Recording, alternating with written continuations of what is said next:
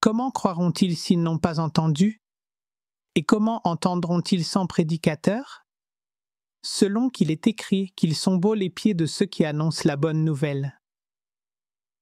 Lisons maintenant la parole de Dieu dans Psaume chapitre 8 et Matthieu chapitre 21.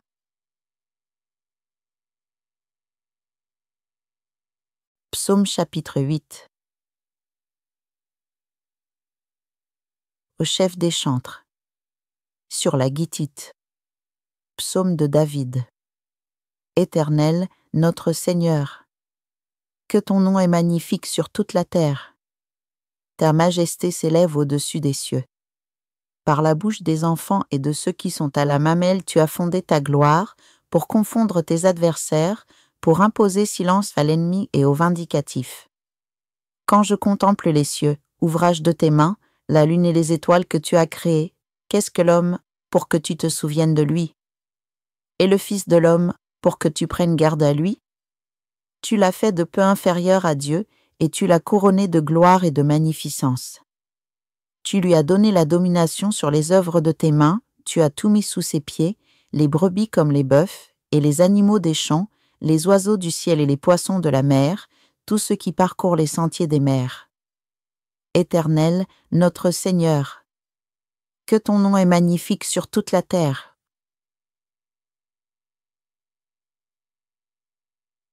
Matthieu chapitre 21. Entrée de Jésus à Jérusalem. Lorsqu'ils approchèrent de Jérusalem et qu'ils furent arrivés à Bethphagée, vers la montagne des Oliviers, Jésus envoya 2 disciples en leur disant « Allez au village qui est devant vous, vous trouverez aussitôt une ânesse attachée et un ânon avec elle, détachez-les et amenez-les-moi. Si quelqu'un vous dit quelque chose, vous répondrez « Le Seigneur en a besoin ». Et à l'instant il les laissera aller.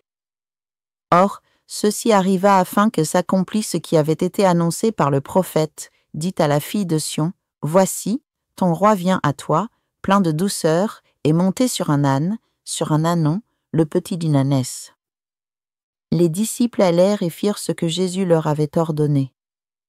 Ils amenèrent l'ânesse et l'ânon, mirent sur eux leurs vêtements et le firent asseoir dessus. La plupart des gens de la foule étendirent leurs vêtements sur le chemin, d'autres coupèrent des branches d'arbres et en jonchèrent la route. Ceux qui précédaient et ceux qui suivaient Jésus criaient « Hosanna au fils de David !» Béni soit celui qui vient au nom du Seigneur. Hosanna dans les lieux très hauts.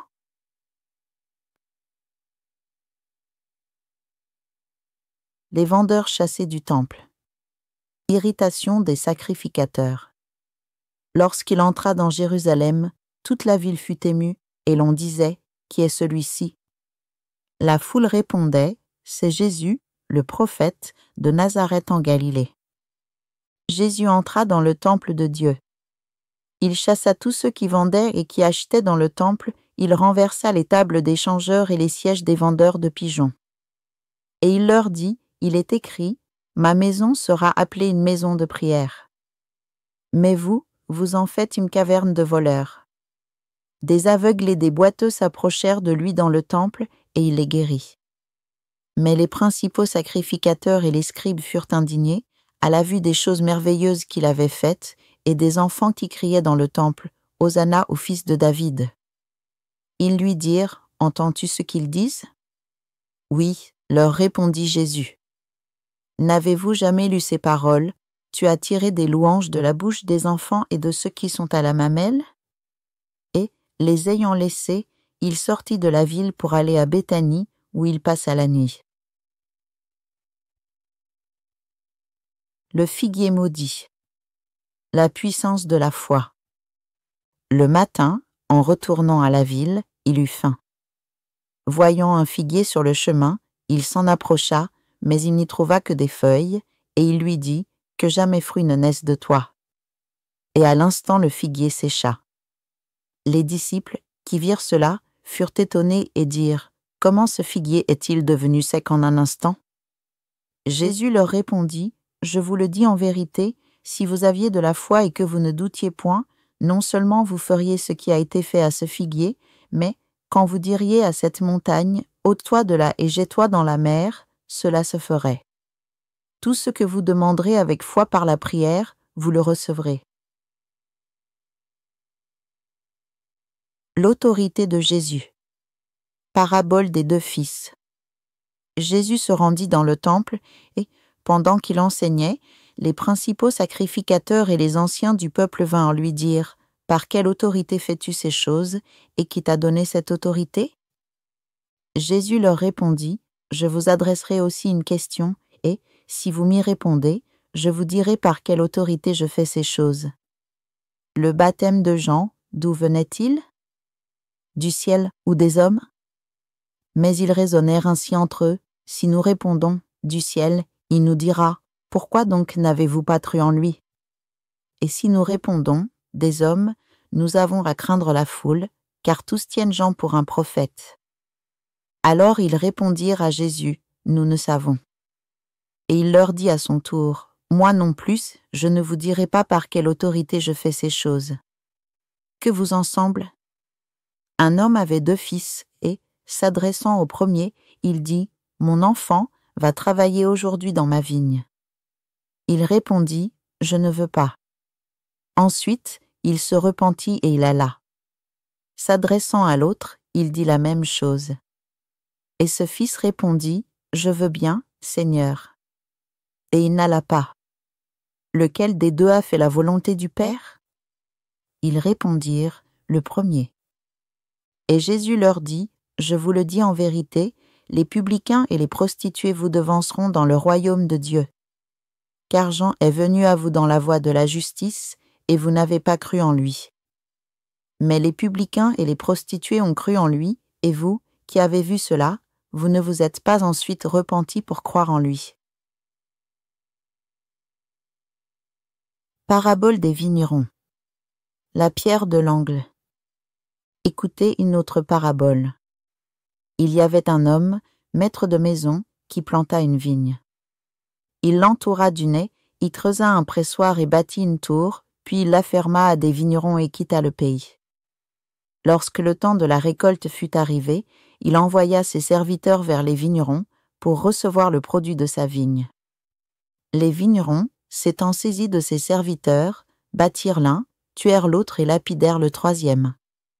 Il envoya encore d'autres serviteurs, en plus grand nombre que les premiers, et les vignerons les traitèrent de la même manière.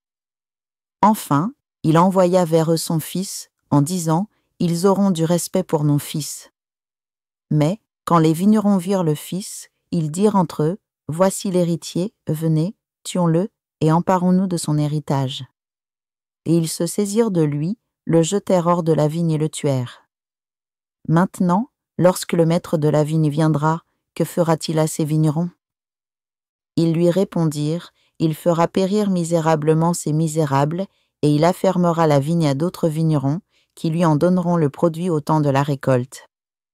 Jésus leur dit, n'avez-vous jamais lu dans les Écritures, la pierre qu'ont rejetée ceux qui bâtissaient est devenue la principale de l'angle, c'est du Seigneur que cela est venu, et c'est un prodige à nos yeux? C'est pourquoi, je vous le dis, le royaume de Dieu vous sera enlevé et sera donné à une nation qui en rendra les fruits. Celui qui tombera sur cette pierre s'y brisera, et celui sur qui elle tombera sera écrasé. Après avoir entendu ces paraboles, les principaux sacrificateurs et les pharisiens comprirent que c'était d'eux que Jésus parlait, et ils cherchaient à se saisir de lui, mais ils craignaient la foule, parce qu'elle le tenait pour un prophète.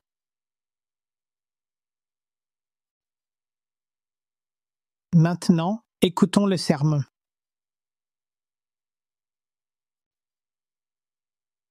Alléluia. La parole de Dieu aujourd'hui nous enseigne une vérité simple, mais profondément puissante. Elle parle de la pureté du cœur, de la foi simple d'un enfant et du fait de devenir comme un enfant qui tète dans les bras du Père. Le psaume chapitre 8 dit « De la bouche des enfants et de ceux qui tètent tu as fondé ta force ». Et Matthieu chapitre 21 ajoute « De la bouche des petits-enfants et de ceux qui tètent tu as préparé la louange ». Dieu a choisi les enfants, pas les sages, pas les puissants, pas les religieux. Les simples. Pourquoi? Parce qu'un enfant ne prétend pas. Il ne juge pas. Il fait confiance. Nous vivons dans un monde rempli de jugements. Chacun veut avoir raison, chacun veut tout savoir. Mais aux yeux de Dieu, la sagesse humaine devient souvent folie. Dieu ne cherche pas la voix la plus forte, mais le cœur le plus tranquille. Il ne cherche pas ceux qui débattent, mais ceux qui écoutent et obéissent. Un bébé ne discute pas avec sa mère. Il ne dit pas « Pourquoi le lait est-il si peu aujourd'hui ?» Il pleure, il attend, il fait confiance. Voilà la vraie foi. La foi ne demande pas d'explication, elle attend avec confiance. La foi ne cherche pas à contrôler, elle se repose dans l'amour.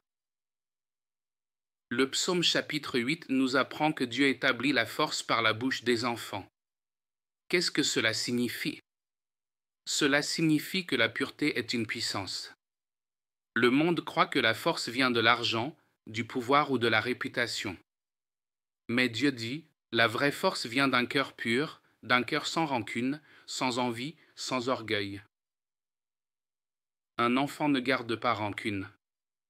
Il pleure maintenant et rit dans 5 minutes. Il ne se souvient pas de qui l'a blessé. Il attend simplement les bras qui vont le relever. Voilà la foi authentique, une foi qui fait confiance, même quand la vie est dure. Matthieu chapitre 21 nous montre une scène merveilleuse. Quand Jésus entra à Jérusalem, les adultes disaient « Qui est-ce » Mais les enfants criaient « Hosanna au fils de David ». Les enfants ont reconnu Jésus alors que les grands discutaient encore. Et n'est-ce pas la même chose aujourd'hui? Parfois notre foi devient trop adulte pour croire, trop logique pour se soumettre, trop fière pour obéir. Mais Jésus dit, si vous ne redevenez comme des petits-enfants, vous n'entrerez pas dans le royaume des cieux. Être comme un enfant ne signifie pas être immature, mais avoir un cœur simple, sincère, sans masque. Un cœur qui peut rire au milieu du chaos, parce qu'il sait que le Père est toujours là. Même dans la tempête, un cœur d'enfant peut demeurer en paix, car il sait, Dieu tient encore le gouvernail. Souvent nous perdons la paix, non parce que les problèmes sont grands, mais parce que nos cœurs sont pleins de peur, de raisons et de blessures anciennes. Dieu veut nous vider pour nous remplir à nouveau de confiance. La grande foi n'est pas de tout savoir, mais de tout confier. Quand Dieu dit « Je prendrai soin de toi », le cœur d'enfant répond « Oui, Père, je te crois ». Un bébé ne peut pas expliquer la théologie, mais de sa bouche sort la force, car sa louange est pure. Son chant n'est pas une performance, mais une expression d'amour. Et c'est cette adoration que Dieu chérit. Dieu n'attend pas des mots parfaits, il désire un cœur vrai. Une prière maladroite mais sincère vaut plus qu'un discours bien dit mais vide. Jésus accueillait les enfants qui venaient à lui, mais les adultes essayaient de les éloigner.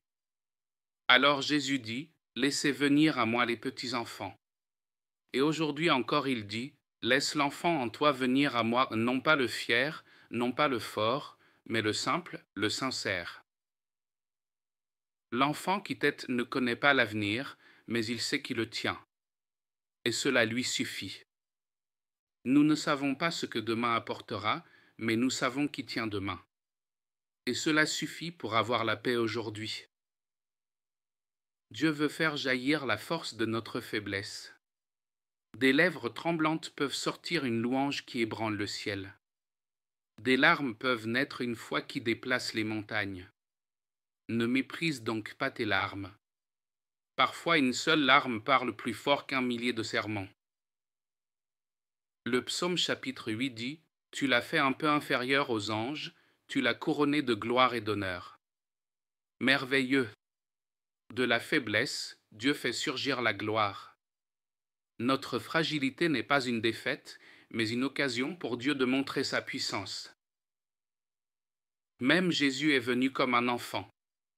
Il n'est pas venu avec une armée, mais avec un cri dans une crèche. Et de cet enfant est né le salut du monde. C'est la preuve que Dieu agit à travers les petites choses. par des cœurs doux, par ceux qui servent plutôt que ceux qui dominent. Matthieu chapitre 21 dit que les enfants louaient Jésus dans le temple et les prêtres s'irritaient.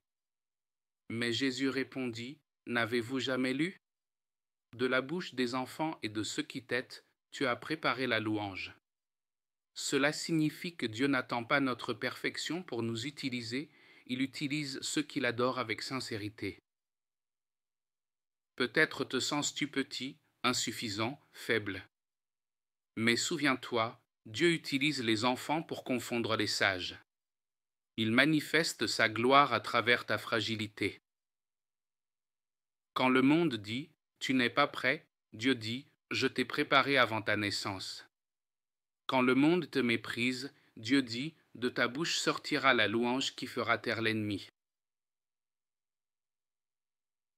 N'aie donc pas peur d'être petit. Aux yeux de Dieu, les petits sont grands, les humbles sont élevés et les purs sont puissants. Apprends de l'enfant qui tète. Il ne s'inquiète pas de savoir quand viendra le lait, il pleure et attend. Ainsi est la vraie prière ni compliquée, mais sincère, venue du cœur.